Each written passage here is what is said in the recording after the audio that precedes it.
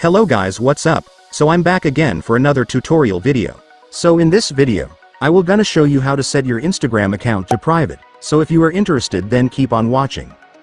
But before all that, if you are new to my channel consider to like and subscribe for more videos like this, and also, you can comment down below if you have something that you want me to make a tutorial about. So without further ado, let's start the tutorial.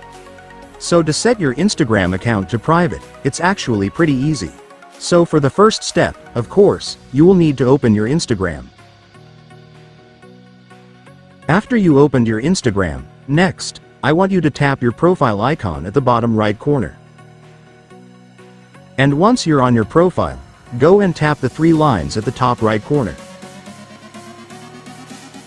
After tapping it, you will be directed to your Instagram settings. So once you're on settings, scroll down and then you will find the account privacy option, just go and tap it.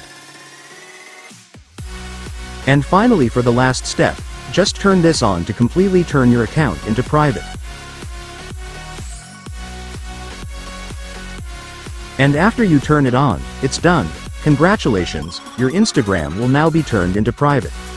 And so that's just how you do it guys. Now that you've watched this video you can now do it yourself.